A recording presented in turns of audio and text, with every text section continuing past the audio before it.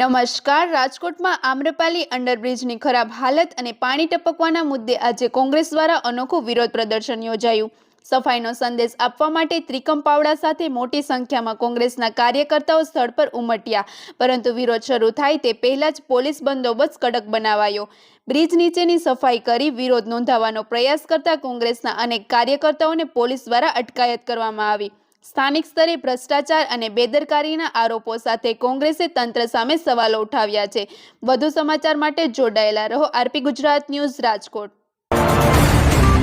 વિગતમાં રાજકોટ મહાનગરપાલિકાના આ ભાજપના ભ્રષ્ટ તંત્ર દ્વારા આજે રૈયા રોડનો આમ્રપાલીનો અંડરબ્રિજ આજથી 5 વર્ષ પહેલાં કરોડોના ખર્ચે બનાવવામાં આવ્યો છે, પણ તેમાં પણ પાણી સતત વગર વરસાદે પણ પાણી ભરાઈ રહે છે। કાદવ કીચડનું સામ્રાજ્ય થઈ ગયું છે અને વાહન ચાલકો ટુ વ્હીલરો માટે નીકળવું અત્યંત મુશ્કેલ થઈ ગયું છે। અકસ્માતનો સતત બધા લોકો ભોગ બનતા રહે છે અને હમણાં આગામી થોડા દિવસો પહેલાં જ આપણા ગુજરાતના મુખ્યમંત્રી શ્રી ભૂપેન્દ્રભાઈ પટેલ અહીંયા ઉપસ્થિત હતા। અહીંયા આવ્યા હતા ત્યારે રૈયા રોડનો જે અંડરબ્રિજ હતો તે સાફ સફાઈ કરવામાં આવી હતી, પણ અમારે તંત્રને અને સરકારને એવું કહેવા માંગે કે જ્યારે કોઈ ભાજપના ટોચના નેતા અથવા કોઈ મુખ્યમંત્રી કે મંત્રી આવવાના હોય ત્યારે જ રાજકોટની સાફ સફાઈ અને અંડરબ્રિજની સાફ સફાઈ કરવામાં આવે છે।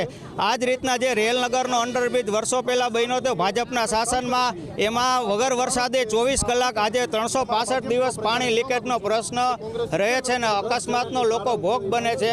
આ તંત્ર ક્યારે જાગશે કે ત્યારે કોઈ ગંભીર અકસ્માત થાય કે કોઈ વાહન સ્લીપ થાય ત્યારે આ તંત્ર જાગશે, અને આ તંત્રને જગાડવા માટે અમે આ સાફ સફાઈ ઝુંબેશનો આજનો અમારો અંડરબ્રિજ સાફ સફાઈનો ઝુંબેશનો કાર્યક્રમ છે અને આગામી દિવસોમાં પણ આ અંડરબ્રિજની અંદર પાણી લીકેજ બંધ નહીં થાય અને કાદવ કીચડનું સામ્રાજ્ય જો આમનામ રહેશે તો અમે આનાથી વધુ ઉગ્ર આંદોલન કરશું।